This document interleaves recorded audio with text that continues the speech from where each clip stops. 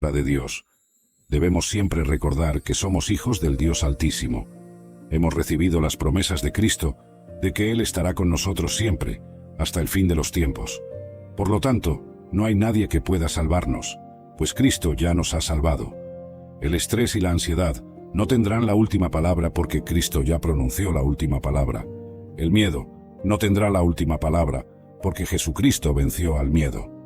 Como seguidores de Cristo, estamos llamados a una vida no de temor, sino de fe, no de desesperación, sino de esperanza, y no de derrota, sino de victoria. La realidad de nuestro mundo puede estar llena de desafíos y peligros, pero la verdad de nuestro Dios es de protección, provisión y poder. Estamos en este mundo, pero no somos de él. Somos ciudadanos de un reino eterno, con promesas eternas y una esperanza eterna. Así que, mientras navegamos por este mundo, hagámoslo con los ojos fijos en Jesús, el autor y consumador de nuestra fe. Él es nuestra brújula y nuestra guía segura a través de las tormentas de la vida. En tiempos de incertidumbre y miedo, que podamos recordar quiénes somos en Cristo y quién Él es para nosotros. Somos más que vencedores por medio de aquel que nos amó. Estamos seguros en sus manos poderosas, donde ningún mal puede tocarnos y ninguna tormenta puede derribarnos. Recordemos siempre que nuestro llamado es ser luz en medio de las tinieblas, ofrecer esperanza donde hay desesperación y ser fuentes de paz en medio del caos. Con cada acción de amor, cada palabra de verdad y cada gesto de compasión, mostramos al mundo el rostro de Cristo, la verdadera esperanza para la humanidad. Como iglesia, estamos llamados a estar en la primera línea, no impulsados por el miedo, sino movidos por la fe. El mundo necesita a Jesús ahora más que nunca. Él es la respuesta al miedo, la solución al desespero y la cura para el quebranto. En Jesús encontramos el amor perfecto que expulsa todo miedo, la paz que supera todo entendimiento y la alegría que es nuestra fortaleza. Por lo tanto, hermanos y hermanas en Cristo, avancemos con valentía y convicción. Que seamos audaces en nuestra fe, generosos en nuestro amor e incansables en nuestra esperanza. Que nuestra vida sea un testimonio vivo del poder transformador del Evangelio y que, al final de todo, podamos mirar hacia atrás y ver que, incluso en los momentos más oscuros, Dios estaba con nosotros, guiando cada paso, fortaleciendo nuestro espíritu y usando nuestra vida para su gloria. Así, no importa lo que enfrentemos, podemos descansar en la promesa de que Dios está con nosotros, y en su presencia encontramos todo lo que necesitamos. Vivamos entonces no como aquellos que temen lo que el futuro pueda traer, sino como aquellos que conocen al Dios que ya está allí, preparando el camino y prometiendo estar con nosotros, siempre. Que esta verdad nos fortalezca, nos aliente y nos guíe todos los días de nuestra vida, hasta que veamos a nuestro Salvador cara a cara y oigamos de él: bien hecho, siervo bueno y fiel. Resultado del demonio, y es por eso que Jesús reprendió al demonio, y el muchacho fue instantáneamente curado. Cuando hablamos ese nombre, el poderoso nombre de Jesucristo, toda enfermedad tiene que inclinarse, toda enfermedad tiene que salir, toda cadena tiene que soltarse. El diablo no es rival para un creyente que se atreve a creer que nada es imposible para Dios. El diablo no puede vencer cuando se enfrenta a un creyente que se atreve a creer en la palabra de Dios. Algunas de nuestras mayores bendiciones vienen hasta nosotros cuando nos atrevemos a creer. Algunos de nuestros mayores avances solo suceden una vez que nos atrevemos a creer. No hay longitud a la que Dios no esté dispuesto a ir para no solo satisfacer, sino superar tus expectativas, si estás dispuesto a creer que Él puede hacer lo que dice que puede hacer. La traducción amplificada del Salmo 34:8 dice: «Oh, prueben y vean que el Señor, nuestro Dios, es bueno. Cuán bendecido, afortunado, próspero y favorecido por Dios es el hombre que se refugia en Él». Entonces, tu informe médico puede decir una cosa, pero la palabra de Dios dice: «Pero Él fue herido por nuestras transgresiones, fue molido por nuestras iniquidades. El castigo que nos trae la paz estuvo sobre Él, y por sus llagas fuimos curados». Los hechos pueden ser que no tienes el entrenamiento, la educación o las habilidades para esa posición, pero la palabra de Dios dice en el Salmo 91:17 que el favor del Señor nuestro Dios repose sobre nosotros. Establece la obra de nuestras manos para nosotros. Sí, establece la obra de nuestras manos. Cuando las circunstancias están en tu contra, confía en las promesas de Dios para tu vida.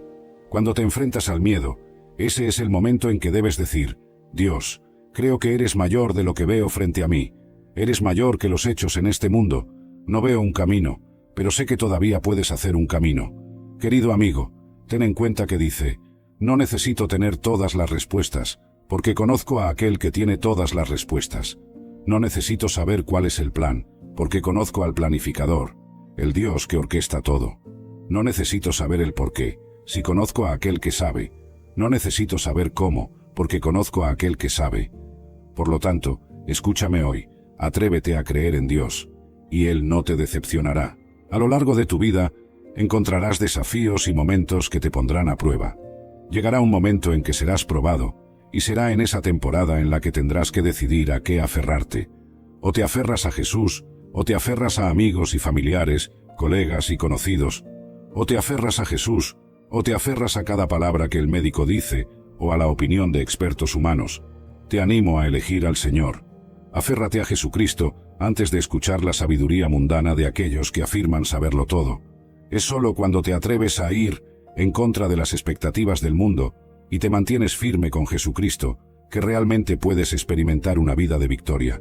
Entonces, en medio de todo, en medio de lo que estás luchando, Dios te está diciendo que creas. Cree en Él, porque en su palabra, Él dijo que tiene planes para ti, planes para prosperarte y no para hacerte daño, planes para darte esperanza y un futuro. El miedo no tiene efecto sobre el creyente que se levanta y dice: lo que sea que me espere en el futuro, me enfrento a ello con Jesús. Lo que venga contra mí, estaré protegido por Jesús, porque, si Dios está conmigo, ¿quién puede estar contra mí? Creo en Jesucristo. Creo que Él es el camino, la verdad y la vida, y que nadie viene al Padre sino por Él. Creo que Él es el pan de vida, aquel que puede sostenernos. Creo que Jesucristo es el príncipe de paz, y en Él encontrará... Doctor. En los papeles, para la empresa, él era solo un número más en la planilla. No importaba si se había quedado viudo, si hacía malabares para llegar a todo, si a veces comía menos para que sus hijos comieran más. Y mientras ajustaba piezas y revisaba cajas, el pensamiento volvía, terco. ¿De qué sirve tanto esfuerzo si igual no alcanza? ¿De qué sirve matarse trabajando si al final del mes siempre hay más cuentas que dinero? Hay trabajos que cansan el cuerpo, pero lo que más agota es la sensación de que por más que des, nunca es suficiente para nadie. Ni para esa voz interna que te recuerda todo lo que todavía no has podido darle a los que amas. Tomás miró el reloj de pared. Recién era media mañana. Le quedaba casi todo el turno por delante, y sin embargo, ya se sentía como si hubiera corrido una maratón. No lo sabía aún, pero ese mundo donde solo valía lo que producía, iba a derrumbarse pronto. Y aunque al principio dolería, sería precisamente esa caída la que lo pondría frente a la pregunta más difícil de todas. ¿En quién estaba confiando realmente? Cuando terminó su turno, el cuerpo de Tomás dolía como si lo hubieran exprimido. Tomó el bus de regreso, con la mente en otra parte, y al bajar en su barrio, sintió ese contraste que se repetía cada tarde. Las mismas calles, las mismas casas, pero no las mismas historias. Su hogar era una casita pequeña, de una planta, pintada de un color, que alguna vez fue alegre, y que ahora el tiempo había ido desgastando. El portón se trababa un poco al cerrar, y el pequeño jardín de entrada tenía más tierra que pasto. Aún así, para él seguía siendo el lugar de ellos tres. El pedacito de mundo donde, a pesar de todo, intentaba construir algo parecido a un hogar. Justo al lado, la casa del vecino. Parecía vivir en un mundo distinto. Fachada recién pintada, un auto reluciente estacionado afuera, plantas bien cuidadas junto al camino de entrada. A veces, Tomás tenía la impresión de que hasta el sol brillaba distinto ahí. Mientras se acercaba, escuchó risas. Los hijos del vecino jugaban en la vereda con una pelota nueva, zapatillas limpias, mochilas con dibujos de moda. Uno de ellos corría con un abrigo grueso, de esos que uno mira 2 veces en la vitrina, y luego mira el precio y hace como si nunca lo hubiera visto. Tomás abrió su portón despacio. Mateo y Sophie estaban sentados en la entrada, dibujando en el suelo con una tiza gastada.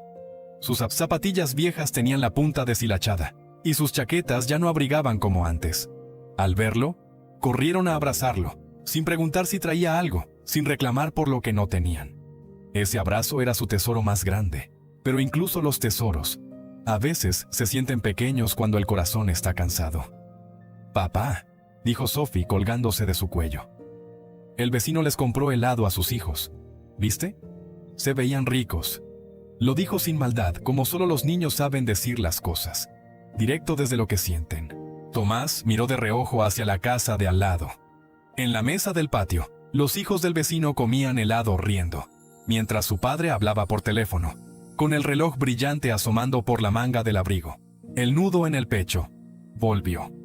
«Algún día también vamos a comer helado en la tarde, ya verás», respondió él, con una sonrisa que le dolía. «Por ahora, tengo muchas ganas de una sopa calientita. ¿Y ustedes?». Ellos asintieron contentos. Para ellos, la sopa de papá seguía siendo un banquete. Para él, era otro recordatorio de lo que no podía darles. Entró a la casa y, mientras calentaba agua en la olla, no pudo evitar preguntar en silencio: «Señor, ¿por qué es así? Yo también trabajo, yo también me esfuerzo. ¿Por qué parece que para unos todo se abre y para otros todo se complica?». No era una envidia mala, de esas que desean que al otro le vaya mal. Era una mezcla extraña de tristeza y cansancio. Esa sensación de estar siempre un paso atrás de la vida, porque la comparación no siempre nace del orgullo. A veces nace del agotamiento, de sentir que haces lo que puedes, y aún así, todo sigue siendo poco. Vio a Mateo mirando, desde la ventana, cómo los hijos del vecino entraban a la casa, con bolsas de supermercado llenas. Tomás se acercó y apoyó una mano en su hombro. «Hijo», dijo en voz baja, «no todo lo que se ve grande por fuera está lleno por dentro, y aunque ahora tengamos poco, mientras estemos juntos, tenemos algo que no se compra en ninguna tienda». Lo dijo intentando